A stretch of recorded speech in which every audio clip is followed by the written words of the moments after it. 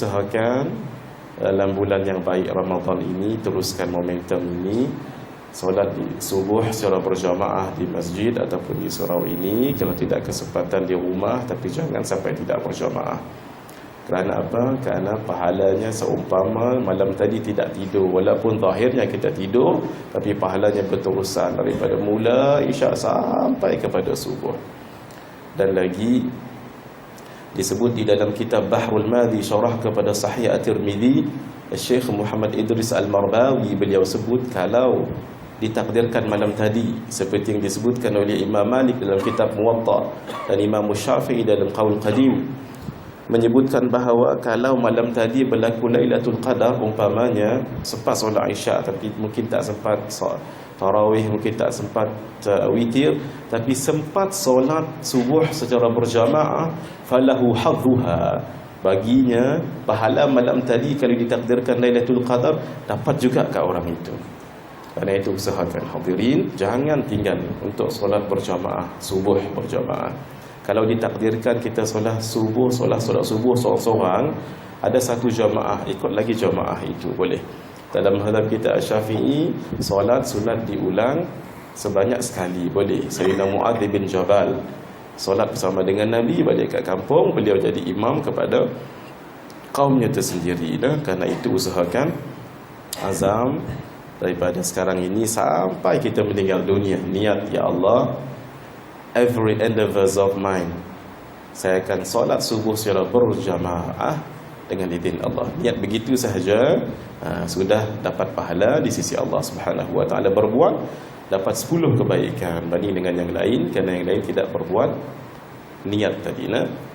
Yang kedua, ada satu amalan yang unik yang tak dapat pada amalan yang lain.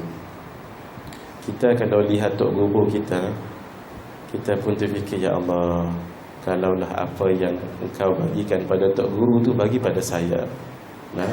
Bila lihat masyayikh kita beramal luar biasa dengan tasbihnya, dengan tahmidnya, dengan salawatnya, qiyamnya, amalan sunat, nawafilnya, kita jadi rasa cemburu yang baik. Kita nak supaya, ya Allah, apa yang kau curahkan pada mereka, fuyudat, mawarid, khairiyat, semua sekali bagi pada kami. Tapi nak buat macam mana tak boleh. Sebab apa yang dibuat orang itu dia akan dapat. Tapi ada satu amalan hanya dan hanya dalam Islam, dan amalan ini sangat unik, kita dapat di bulan ini, bulan Ramadan ini. Di luar Ramadan naam juga. Apa dia? Memberi makan ataupun iftar kepada orang yang berpuasa. Inilah dia amalan yang unik dan pelik, sehingga buku catatan kita, satu, dapat pahala kita yang kita sekarang berpuasa, hari itu berpuasa, dan puasa orang yang makan makanan yang kita bagikan, yang kita sponsorkan itu sama, exactly. Apa yang ada pada orang itu tidak dikurangi sedikit pun, ada dalam buku catatan kita nanti. Man fattara sha'iman kana lahu mithlu ajri sha'imih wa la yanqusu min ajrihi syai'. Sesiapa yang memberi makan kepada orang yang buka puasa, tidak dikurangi sedikit pun akan pahalanya daripada pahala orang itu. Kalau orang yang makan makanan kita itu syekh umpamanya, pahala kita seperti pahala syekh, sudah tentu tak sama. Sebab kita orang awam ini, Masya Allah, banding dengan orang yang hidupnya telah dinadarkan untuk berbakti pada agama dan khidmat pada ilmu dan belajar ilmu, sudah tentu tidak sama. Kalau orang itu tok guru pondok, sudah tentu tidak sama. Kalau seorang syekh, seorang maulana, mungkinkah dia seorang yang salih dan seorang yang bertakwa, dan mungkinkah dia seorang wali Allah, kita tidak tahu. Pahala puasa di hari itu dapat kat kita sama, tak dikurangi sedikit pun.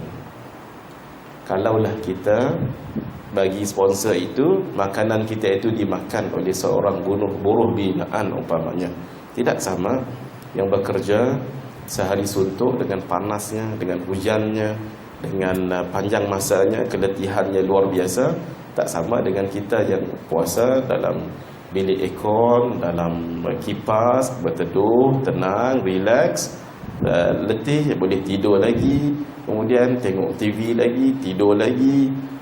Secukup masa bazar Ramadan, kita beli makanan tunjuk namanya, bukan makanan masak, makanan tunjuk. Makanan tunjuk. Masya Allah, bagi setengah orang tentu tidak sama. Pahala yang mereka dapat itu dapat semua dekat kita. Itulah dia satu amalan yang sangat pelik dan luar biasa. Namanya iftarus shaim. Iftarus shaim, memberi makan kepada orang yang berpuasa. Kita punya masa berapa hari lagi ini, silakan untuk ambil peluang ini. Bukan senang. Ramadan setiap detik, setiap minit, setiap jam, setiap hari, setiap minggu yang berlalu tidak akan kembali, melainkan nanti di tahun akan datang. Itu pun belum tentu. There is no such guarantee kita akan hidup pada tahun akan datang. Kalau hidup pun belum tentu kita sihat. Karena itu grab the opportunity. Supaya apa? Supaya ambil seluruh ini untuk kita mengambil semahunya pemberian daripada Allah Subhanahu wa ta'ala. Apalah salahnya kalau pergi bazar Ramadan, umpamanya biasa kita beli nasi ayam dalam 5 sesuai dengan ahli keluarga kita. Apa salah kita beli 8 ataupun beli 9, 4 lagi nanti bagi pada attendance yang jaga stesen minyak. Ataupun mohon maaf, mungkin ada tempat tuan-tuan, ada penjaga yang jaga di entrance pintu itu. Apa salah bagi dengan dia, dan bagi yang lain juga. Kita sama-sama niatkan. Dan yang paling senang bagi dengan surau masjid lah. Biar mereka yang uruskan. Masya Allah. Kalau coba bayangkan, dalam surau ini mungkin dalam 100 orang yang makan itu. Insya Allah yang datang ke masjid ini itu tanda orang-orang yang saleh. Walaupun kita tahu siapa diri kita, tapi ada nilai-nilai kesalehan, kebaikan itu dalam diri kita. InsyaAllah mudah-mudahan itu dipandang oleh Allah Azza wa Jalla. Mudah-mudahan saya dan tuan-tuan azam insyaAllah memberi makan kepada orang yang berpuasa. Yang ketiga, usahakan mulai daripada esok. Kalau siapa belum mula, buat satu tabung dekat rumah. Namanya tabung subuh. Tabung subuh. Tabung ini kalau kita tidak berkesempatan pergi ke masjid ataupun surau waktu subuh. Kalau siapa yang selalu melazimi dirinya datang ke surau masjid waktu subuh, itu tidak jadi masalah. Jangan tak bawa duit. Bawa duit banyak sikit, itu cerita lain. Masuk ke dalam tabung masjid. Tabung yang saya maksudkan ini memang khas tabung di rumah. Wajibkan diri kita, isteri kita, anak-anak, kalau ada cucu-cucu, menantu-menantu, bagi tahu. Wajibkan setiap pagi subuh awal itu masukkan ke dalam tabung ini. Berapa banyak pun tak kisah, tapi ini it has to be every day. Wajibkan dan bagi tahu. Kalau abah meninggal esok, bukan esok lama lagi. Ini kekalkan sampai hari kiamat. Kenapa? Ini di awal pagi mengaji, hanya di awal pagi, supaya kita tidak terlepas daripada doa dua makhluk yang sangat mulia di sisi Allah Subhanahu wa ta'ala. Yang pertama sekali baginda Rasulullah sallallahu alaihi wasallam, yang kedua adalah malaikat. Nabi berdoa dan doa itu kekal sampai sekarang. Allahumma barik li ummati fi bukuriha. Ya Allah, berkatilah umatku di awal pagi mereka. Siapa yang solat di awal pagi itu barakah umurnya. Siapa yang menginfak di awal pagi itu barakah akan rezekinya. Siapa yang bagi nasihat di awal pagi dengan tadkirah, tausiah, dengan bayan, itu barakah akan ilmunya. Semua jadi barakah. Dan yang kedua, setiap hari kita dijaga oleh 20 malaikat. 10 malaikat siang, 10 malaikat malam. Ini kasih sayang Allah kepada kita. Ini disebut oleh Al-Imam Ibn Hajar Al-Haytami di dalam kitab beliau Al-Fatawa Al-Kubra. 10 itu siang dan malam, maksudnya 20. 1 di hadapan, 2 di belakang, 3 di kanan, 4 di kiri, 5 di bahu kanan, 6 di bahu kiri, 7 dekat ubun-ubun. Ketika orang itu sombong, maka ditarik ke bawah, maka jadi hina orang itu. Siapa dia yang dia tawaduk, maka diangkat, maka dia menjadi mulia. Walaupun dia tidak mengangkat-angkatkan dirinya, tapi diangkat oleh Allah. Man tawada'a lillah rafa'ahu Allah. Siapa yang tawaduk kerana Allah, maka akan diangkat oleh Allah. 8, yang jaga 2 bibir. 1 bibir atas, 1 bibir bawah. Dan keduanya tidak akan menjaga bibir ini melainkan orang yang banyak salawat ke atas baginda Rasulullah sallallahu alaihi wasallam. Kita ijazahkan tuan-tuan 1 salawat, paling kurang mudah-mudahan hari-hari kita amalkan ini. Sebab Nabi sebut dalam hadis riwayat al-Imam Tabrani, man qala Allahumma salli ala Muhammad wa anzilhu al-maq'ad al-muqarrab 'indaka yawm al-qiyamah wajabat lahu syafaati. Siapa yang membaca Allahumma salli ala Muhammad, nanti kita baca Sayyidina. Jangan tak baca Sayyidina sebelum nama Muhammad. Ini tanda kita beradab dengan Nabi. Sebelum nama Nabi Muhammad sebut Sayyidina Muhammad. Nanti kita tambah Allahumma salli ala Sayyidina Muhammad wa anzilhu al-maq'ad al-muqarrab 'indaka yawm al-qiyamah. Ya Allah, bagilah rahmat kepada Nabi Muhammad, penghulu kami Nabi Muhammad sallallahu alaihi wasallam, dan tempatkanlah baginda di kedudukan yang paling hampir denganmu di sisimu pada hari kiamat nanti. Nabi wajib ini, Nabi sebut ini, wajabat lahu syafaati. Tidak disebut tujibu lahu syafaati, tapi wajabat lahu syafaati. Dalam kaedah lughah, apabila sesuatu yang mustaqbal akan berlaku tapi dijanjikan dengan fi'il madhi, seolah-olah telah berlaku, itu maksudnya kalau terjemah orang putih, verily, verily, surely, wajabat lahu syafaati. Sepatutnya tajibu lahu syafaati, sepatutnya. Tapi wajabat lahu syafaati maksudnya sungguh-sungguh. Karena itu amalkan salawat ini. Tuan-tuan ikut saya sekali. Saya baca dulu, tuan-tuan baca kemudian. Allahumma salli ala Sayyidina Muhammad wa anzilhu al-maq'ada al-muqarraba 'indaka yaumal qiyamah. Kita ijazahkan tuan-tuan yang hadir, puan-puan yang hadir untuk mengamalkannya paling kurang 3 kali sehari. Lagi banyak lagi bagus. Yang ke-9, jaga 2 syafatain ini. Yang ke-10, ini malaikat tugas khas. Dia akan jaga mulut orang yang tidur sehingga tidak dimasuk oleh ular. Tak pernah kita dengar lagilah sakat ini ada orang tidur mulutnya masuk ular. Ular betul. Ular plastik mungkin cucu masukkan ke mulut datuk tu cerita lain. Ini ular betul-betul. Tuan-tuan pernah dengar? Tak pernah lagi. Kerana apa? Sebab ada khas malaikat jaga itu. Begitulah malam, begitulah siang. Kemudian di pertukaran siang dan malam itu, nanti akan turunlah malaikat siang, malaikat malam naik di awal pagi. 2 malaikat siang itu akan doa, Allahumma a'ti munfiqan khalafa wa'ati mumsikan talafa. Ya Allah, gantikanlah orang yang selalu menginfakkan hartanya itu akan pergantian yang baik. Sebab itu tak pernah kita lihat orang yang menginfakkan hartanya jatuh apa-apa ke dana, tak pernah. Malah bertambah. Antara sahabat yang paling banyak duit, paling banyak harta dekat bumi Madinah, siapa? Ibnu Aufin, Abdurrahman Ibnu Aufin. Sayyidina Abdurrahman Ibn Aufin.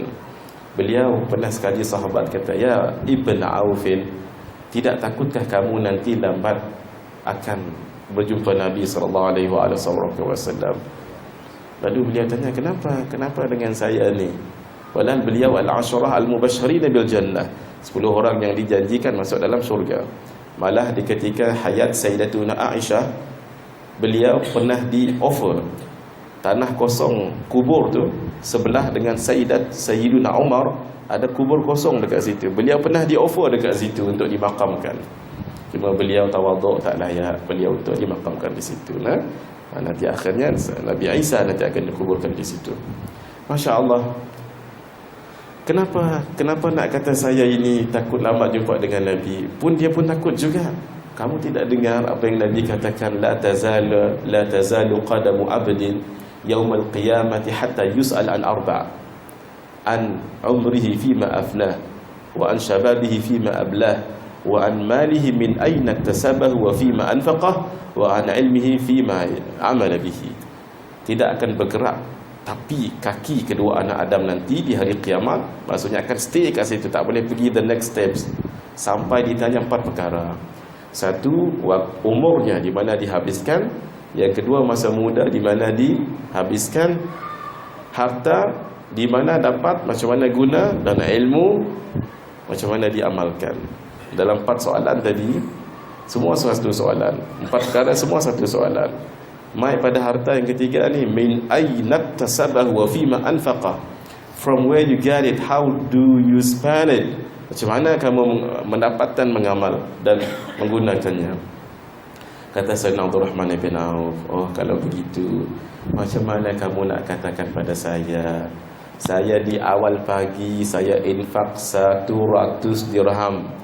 1 dirham sama dengan harganya sekilo daging, lebih kurang 30 ringgit lah, lebih kurang lah. Jadi 100 dirham dapat 30 berapa Syekh Sanusi? 3,000 lebih kurang. Orang kaya, Masya Allah, awal pagi tu maja. Malam Allah balas balik keuntungannya 1,000 dirham. Spend 100 dirham di awal pagi, malam Allah balas balik 1,000 dirham. 1 balas 10, nah? Allahu Akbar. Kerana itulah barakahnya.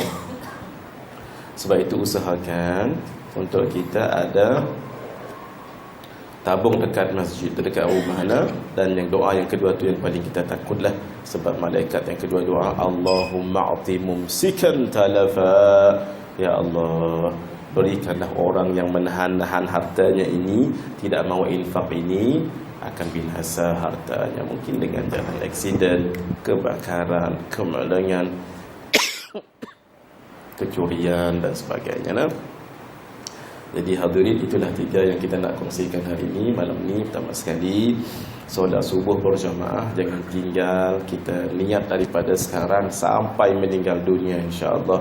Yang kedua, bagi makan pada orang yang berpuasa. Yang ketiga, sediakan di rumah tabung. Nama tabung tu tabung subuh. Tak apalah, bagilah apa nama tabung tu, tabung Haji Murad kan, tabung Haji Ali kan, whatever lah. Pastikan kita masuk. Kalau RM1 lah. Kalau sama lah. Kalau lebih banyak tak apa. Jadi macam mana? Lepas minggu nanti, tabung tu nanti buka. Jangan bawa ke pasar Ramadan balik, jangan. Ataupun ke shopping complex. Pergi dekat surau At-Taqwa ini, masuk dalam tabung At-Taqwa. Ataupun sebulan masuk dalam tabung At-Taqwa. Kalau kita mungkin payah nak carikan fakir miskin, bubuh saja dalam tabung At-Taqwa. Kosong balik, bubuh balik nanti. Begitulah dia rotation dia, insya-Allah. Kita amalkan ini sampai kita meninggal dunia. Dan sebelum kita meninggal dunia, kita wasiatkan supaya keluarga kita jangan sampai tidak teruskan inas setiap hari. InsyaAllah kita amalkan. Saya dah amalkan ni, Syekh Sanusi itu berani cakap malam ni. Tahun lepas kan jemput saya kat sini, tak berani lagi cerita benda ni. Ni dah buat dah kat rumah. Sebab itu saya tak berani bercakap kalau benda yang kita tak buat. InsyaAllah sama-sama kita amalkan. InsyaAllah. Hadza wabillahi taufiq wal hidayah.